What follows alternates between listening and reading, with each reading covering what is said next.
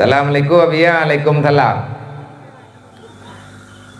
Abia kibancara tanyo hadapi tipet lako yang selalu mengutamakan ibunya dan orang-orang lain daripada istrinya, sedangkan sang istri juga butuh diutamakan. Anu tu. Lupa bina oi kalau ke ha tengah-tengah malam. Kiban cara biar tapi ke lakonya lako menyama ke lake tengah jauh tengah maghrib dia intat. Hana dia minta. Menya awak lain lake cara kata pun ngon ke. Hana pak dro ke palain pe getim ya getim utha. Ati lake lagi danyo inang lagi agop biar mangke peremun tak kiban tak pegot lakonya nabiya. Alhamdulillah na lako mudanya. Susah tak kata minta lako mahai menang. Betul. Mana tak nak pegang. Berarti lakuannya tahu diri lah. Gedeput tu gah. Drone yang jet keinang, yang jet kurinang, netrimang yang gejuk lelako putra yang gejuk nyan, netrimang berita. Mana lakianyo na laki aje hana gejuk, tapi menyamak ke laki bagah ke aju.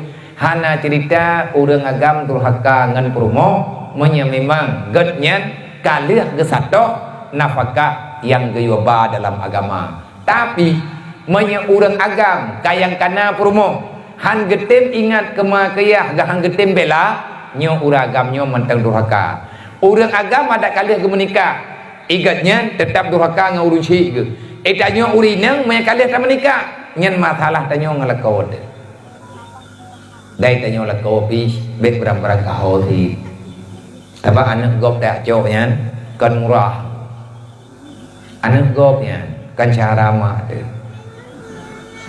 Ina hidup rapat ika untuk perkahwinan ni ingat ngadayo nyan na rapat kampung ate pujuk buat. Bek tak tiap-tiap ber, bek tak menan-menan dan ditanya uri nang pi lakuannya kan bek tak fikir galak-galak tayo nyan anak gop. Igop mate oh jilbab na iblo kemai lam kaya kubah jelamanya ke dayo. Tetapi menyenat timbang rasa yang kena pegang insyaallah pasti kita yang bahagia. Bahagianya kan saling menerima kekurangan dan kelebihan, bukan pada ciptaan. Saling menerima, disitulah ada nilai kasih sayang yang sebenarnya. Kitanya orang gambi nyen budak temikutit kiban uri nyan tetajan ma ge nyen kalih na peraturan bak masalah hudum nikah me kalih ta menikah ngana urang kaya ija tibak mai nyen tru baje ina urang koso tru baje dalam ina urang rha nyen bui paju hati kaiwo bukan ayub thange me tanyo ta makawe ngai darah nyen wajib na membantu me hana pe handa ikhen le promo ilung bang be na meta di pembantu kulung idro na mantap ate lung manggun mun tem rah bru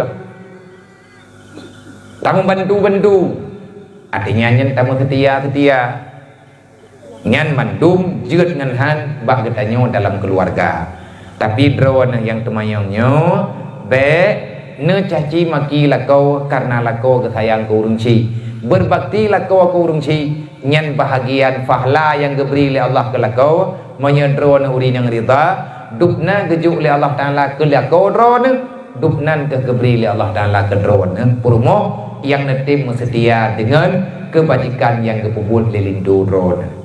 Nya ada haid tak baik-baik lah baju-baju ik keroin tu.